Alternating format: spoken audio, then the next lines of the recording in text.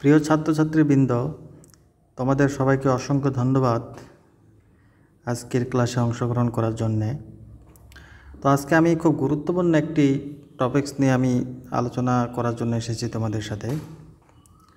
তো এই গুরুত্বপূর্ণ টপিকসটি হচ্ছে সেন্টার অফ মাস, এবং এটা মূলত নিউটনিয়ান যে মেকানিক্স, এই নিউটনিয়ান মেকানিক্সের একটি গুরুত্বপূর্ণ একটি ফিজিক্যাল কোয়ান্টিটি। তো চলো আমরা শুরু করি। তো তার আগে আমি তোমাদের বলি যে এই যে সেন্টার অফ মাস, এই কনসেপ্ট কেন আসলে আমাদের খুবই প্রয়োজনীয় এবং খুব ভালোভাবে বোঝা কেন গুরুত্বপূর্ণ। শুধু একটা বিষয় মনে রাখবে, তুমি যদি একজন ভালো গবেষক হতে চাও,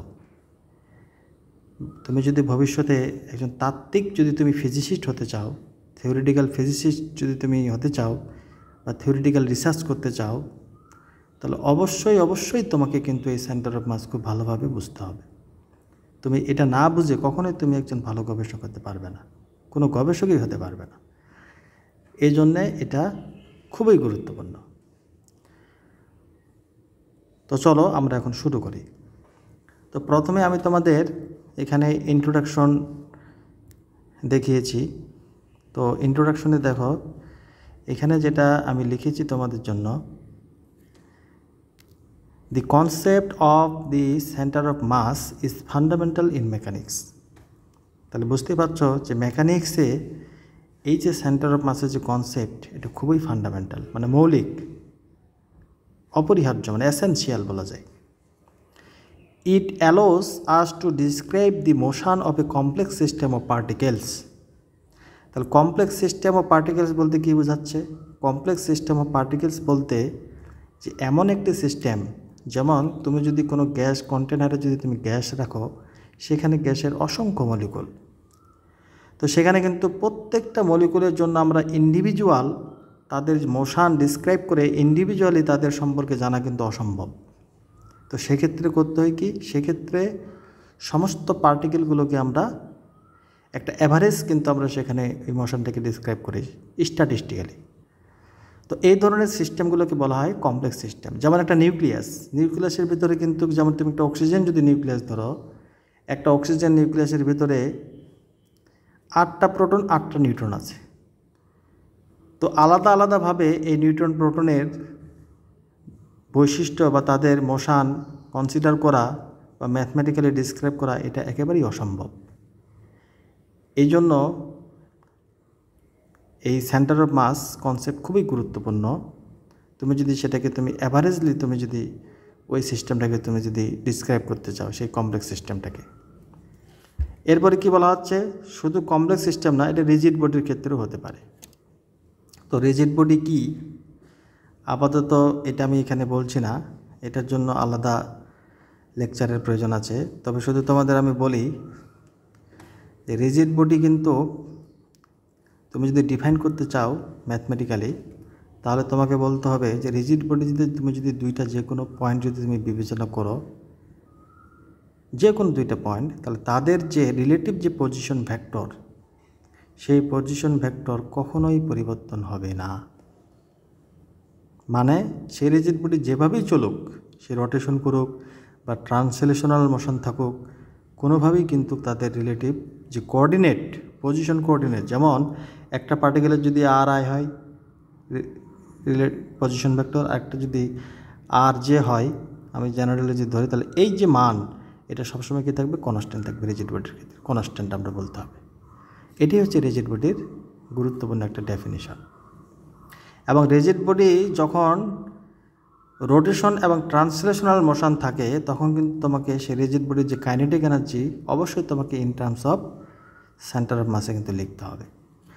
তো এখানে এটা নিয়ে আমি ডিটেলস আলোচনা করব না, তবে এটুকু মনে রেখো যে এই যে সেন্টার অফ মাস, এই সেন্টার অফ মাস আমাদের রিজিড বডি এবং যে পার্টিকেলসের যে কমপ্লেক্স সিস্টেম, এদের যে মোশন ডিসক্রাইব করতে আমাদের সাহায্য করে, এবং এই জন্যে কিন্তু খুবই গুরুত্বপূর্ণ একটা কনসেপ্ট এই সেন্টার অফ মাস। এরপরে দেখো, বাই কনসিডারিং, এখানে একটা কথা বলা আছে, by considering the motion of a single point. তাহলে সেন্টার অফ মাস কিন্তু একটা সিঙ্গেল পয়েন্ট, মানে আমরা অনেকগুলো পয়েন্ট না ধরে সিস্টেম অফ পার্টিকেলসের জাস্ট একটা সিঙ্গেল পয়েন্ট আমরা কনসিডার করব, যে পয়েন্টটাকে আমরা বলবো সেন্টার অফ মাস। শুধুমাত্র সেই পয়েন্টটাকে কেন্দ্র করেই কিন্তু আমরা ওই সিস্টেমের মোশন আমরা ডিসক্রাইব করব।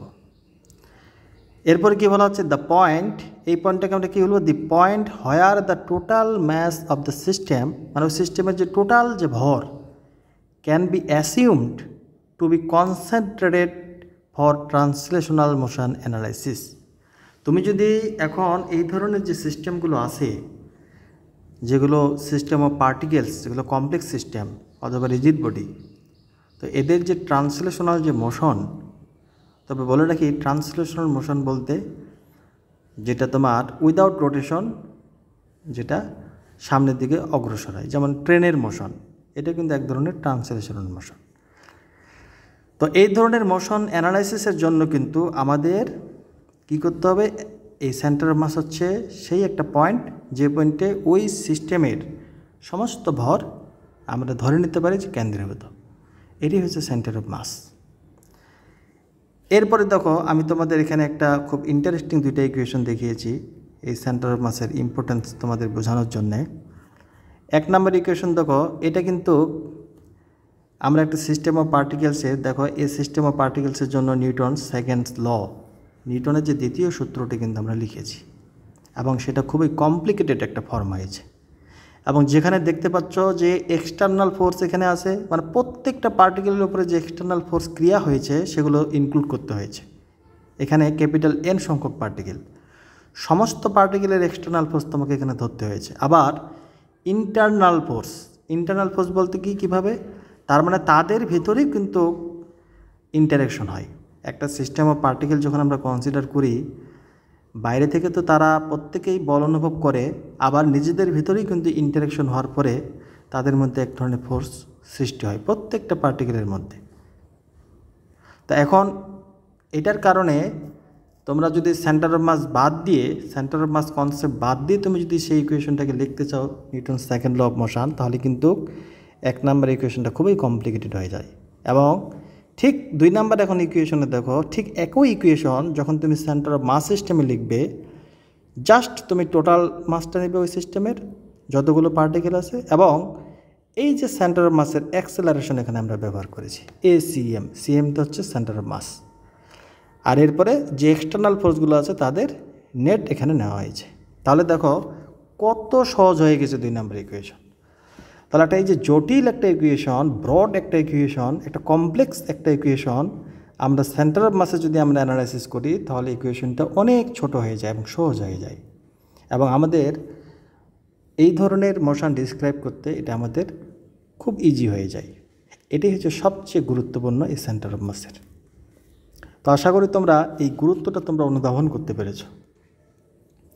এই জন্য আমি প্রথমেই তোমাদের বলেছি যে তুমি যদি একজন ভালো থিওরিস্ট হতে চাও, ভালো একজন তাত্ত্বিক গবেষক হতে চাও, তোমাকে সেন্টার অফ মাসের এই কনসেপ্ট খুব ভালো থাকতে হবে, খুব ভালোভাবে বুঝতে হবে। তো এখন আমরা ডেফিনিশনে চলে যাই। যদি এখন তোমাকে প্রশ্ন করা হয় যে আসলে what is centre of mass, এখন আমরা এই জন্য আমরা ডেফিনিশন পড়ব। তো ডেফিনিশনটা তোমাদের এভাবে বলতে হবে যে the centre of mass of a system, দেখো the centre of mass of a system, এটা কিন্তু একটা সিস্টেমের জন্য বলা হচ্ছে, is the mass weighted average position. খুব সুন্দর একটা কথা, ম্যাস ওয়েটেড অ্যাভারেজ একটা পজিশন অফ অল পার্টিকেলস, যতগুলো পার্টিকেল আছে সমস্ত পার্টিকেলের ওই সিস্টেমের একটা মাস ওয়েটেড অ্যাভারেজ একটা পজিশন। আমরা খুব সুন্দরভাবে এই কথাটা বলতে পারি। It is the point that moves as if all external force act there. তাহলে বাইরে থেকে যত এক্সটার্নাল ফোর্স ক্রিয়া হোক না কেন, এই পয়েন্টটাই কিন্তু মূলত কী হবে, তোমার মুভ করবে। এখন আমরা যদি ম্যাথমেটিক্যালি যদি এখন এটাকে ডিফাইন করতে চাই, তাহলে তোমাদের যদি প্রশ্ন করে কেউ যে সেন্টার অফ মাস একটা সিস্টেমের কী, তখন তোমাকে বলতে হবে এটা একটা mass weighted average position of all particles in the system, এবং এই পয়েন্টে সমস্ত ভর কী থেকে কেন্দ্রীভূত বলে ধরে নেওয়া যেতে পারে। তবে এখানে তোমরা এখন বলতে পারো যে এই যে সেন্টার অফ মাস, এটি কি আসলে অ্যাকচুয়াল কোনো পয়েন্ট নাকি ভার্চুয়াল কোনো পয়েন্ট, এটাও একটা বিষয়। তো তোমাদের বলে রাখি যে সেন্টার অফ মাস কিন্তু কোনো অ্যাকচুয়াল কোনো পয়েন্ট না, এটা আমরা ধরে নিই ম্যাথমেটিক্যালি, ইমাজিন করি। অনেক সময় কিন্তু এই সেন্টার অফ মাস ওই বস্তুর অভ্যন্তরে নাও হতে পারে। তোমরা একটা বিষয় খেয়াল করে দেখো, যদি তুমি একটা রিং নাও, রিং সিম্পল একটা রিং, তুমি যেমন হাতের আঙ্গুলে পরো সেরকম রিং, এই রিংয়ের ক্ষেত্রে কিন্তু সেন্টার অফ মাস কিন্তু দেখো এই মিডিলে। তো মিডিলে কি কোনো রিংয়ের কোনো অংশ আছে? নাই। তাহলে যেহেতু অংশ নাই, তাহলে বুঝতেই পারতেছো সেন্টার অফ মাস কিন্তু সবসময় যে বডির ভিতরে থাকবে তা কিন্তু না। এটা হচ্ছে একটা ভার্চুয়াল একটা পয়েন্ট, যেটা ম্যাথমেটিক্যাল অ্যানালাইসিসের জন্য প্রয়োজন হয়। আমরা ধরে নিই যে সেই পয়েন্টে ওই বস্তুটার সমস্ত ভর ওখানে কেন্দ্রীভূত। এইভাবেই কিন্তু আমরা কি করি, ওই সিস্টেম অফ পার্টিকেলসের মোশন আমরা ডিসক্রাইব করি। তো এখন আমরা যদি ম্যাথমেটিক্যালি ডিফাইন করতে চাই, তাহলে ম্যাথমেটিক্যালি ডিফাইন করতে হলে দেখো তোমরা এখানে for system of N particles, ছোটো এন এখানে ব্যবহার করেছি, তাহলে যাদের ভর হচ্ছে এম আই, এক একটা পার্টিকেলের ভর এম আই, মানে আই সংখ্যক এখানে পার্টিকেল, এন সংখ্যক, যেখানে আয়ের মান 1 থেকে এন পর্যন্ত হতে পারে। তো সেক্ষেত্রে তুমি যদি সেন্টার অফ মাস বের করতে চাও এবং প্রত্যেকটা পার্টিকেলের যদি পজিশন ভেক্টর আর আই হয়, তাহলে সেন্টার অফ মাস যদি তুমি বের করতে চাও এই ধরনের সিস্টেম অফ পার্টিকেলসের জন্য, তাহলে তোমার এই ইকুয়েশনটা লিখতে হবে। দেখো, R C M vector equal to 1/M summation আয়ের মান 1 থেকে N M I R I, R I কিন্তু এখানে ভেক্টর। তাহলে এটাই কিন্তু আসল ডেফিনিশন সেন্টার অফ মাসের। তাহলে তুমি যদি সেন্টার অফ মাসের লোকেশন তুমি যদি বের করতে চাও, তোমাকে এই ইকুয়েশন দিয়ে তোমাকে বের করতে হবে। এবং ক্যাপিটাল এম, দেখো ক্যাপিটাল এমটা কিন্তু এখানে সমস্ত পার্টিকেলগুলোর কিন্তু টোটাল ভর, যেখানে আয়ের মান 1 থেকে এন পর্যন্ত এম আই। তাহলে যদি ভাইভাতে জিজ্ঞাসা করা হয় যে সেন্টার অফ মাসের ইম্পর্টেন্স কী, কেন প্রয়োজন, আবার সেন্টার অফ মাসের ডেফিনিশন তুমি একটা ইকুয়েশনটা লেখো একটা সিস্টেম অফ পার্টিকেলসের জন্য, তখন তোমাকে এই 3 নম্বর ইকুয়েশনটা তোমাকে লিখতে হবে। এবং এটা খুবই গুরুত্বপূর্ণ। এবং প্রত্যেকটা এই যে আর সি এমটা কী এটা তোমাকে বলতে হবে, আর আই কী সেটা তোমাকে বলতে হবে, ক্যাপিটাল এম কী সেটাও তোমাকে ডিফাইন করতে হবে। তো এটা কিন্তু তোমাদের অবশ্যই বলতে হবে। এটি হচ্ছে মূল সেন্টার অফ মাসের ডেফিনিশন। এখন আমরা এই সেন্টার অফ মাস যদি আমরা 1 ডাইমেনশনাল কেসের ক্ষেত্রে যদি আমরা এই পজিশন বের করতে চাই, তাহলে 1 ডাইমেনশনাল কেস কিন্তু খুব সহজ। আমরা জানি শুধু এখানে একটা অ্যাক্সিস থাকবে, সিঙ্গেল অ্যাক্সিস। তো সেক্ষেত্রে কিন্তু ইকুয়েশনটা আমার সিম্পলি শুধুমাত্র এটা লিখতে হবে যে X C M equal to 1/M আয়ের মান 1 থেকে N M I X I. তাহলে যতগুলোই থাকুক পার্টিকেল, সবগুলো পার্টিকেলের ভর এবং তাদের করেসপন্ডিং যে এক্স অ্যাক্সিসের দিকে যে দূরত্ব, সেটা গুণ করে সবগুলো যোগ করে যদি তুমি টোটাল ভর দিয়ে ভাগ করে দাও, তাহলে তুমি সেন্টারের পজিশন সেই 1 ডাইমেনশনাল কেসের ক্ষেত্রে পেয়ে যাবে। এরপরে দেখো 2 ডাইমেনশনাল কেস। তো 2 ডাইমেনশনাল কেসের ক্ষেত্রে আমরা নিচে যাই। তো 2 ডাইমেনশনাল কেসের ক্ষেত্রে তোমরা জানো এখানে দুইটা অ্যাক্সিস থাকে, একটা এক্স অ্যাক্সিস আর একটা কি ওয়াই অ্যাক্সিস। তো এক্স অ্যাক্সিসের জন্য ঠিক একই রকম ইকুয়েশন, আবার ওয়াই অ্যাক্সিসের জন্য তোমার একই রকম ইকুয়েশন, জাস্ট এখানে দুইটা পজিশন তোমাকে বের করতে হবে। তুমি যদি সেন্টার অফ মাসের যে পজিশন তুমি যদি কোঅর্ডিনেটগুলো যদি বের করতে চাও। আবার 3 ডাইমেনশনাল ক্ষেত্রে তিনটা, এক্স সিএম বের করতে হবে, ওয়াই সিএম, আবার জেড সিএম। এখন এই এক্সাম্পলগুলো দেখলে তুমি আরও ক্লিয়ার হবে যে কীভাবে আমরা সেন্টার অফ মাস আমরা খুঁজে পেতে পারি বা বের করতে পারি পজিশনটা। সেটা হচ্ছে উদাহরণ দেখো, প্রথমে এখানে 2 পার্টিকেল সিস্টেমের জন্য একটা উদাহরণ তোমাদের দিয়েছি এবং সেটা হচ্ছে 1 ডাইমেনশনের ক্ষেত্রে দেখানো হয়েছে। তো 1 ডাইমেনশনের ক্ষেত্রে দেখো এখানে M1 2 কেজি আছে, অ্যাট পজিশন xi 0 মিটার। তার মানে কি, আমি এখানে তোমাদের ছবিটা দেখাচ্ছি। ধরো এক্স অ্যাক্সিস, আমি ধরে নিচ্ছি এটা হচ্ছে এক্স অ্যাক্সিস, এটা হচ্ছে এক্স অ্যাক্সিস,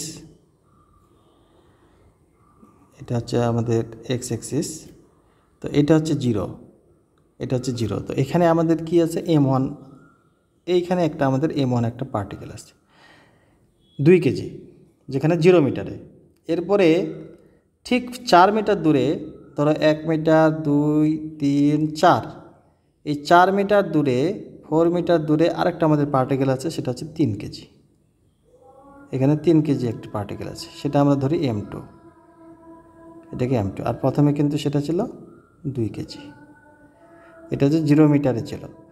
তাহলে দেখো এইভাবে যদি থাকে ওয়ান ডাইমেনশনাল মাত্র একটা অ্যাক্সিসের দিকে, তাহলে এই দুইটা পার্টিকেলের যদি তোমরা এখন সেন্টার অফ মাস বের করতে চাই, তাহলে আমরা ঠিক ওই ফর্মুলা আমরা অ্যাপ্লাই করব।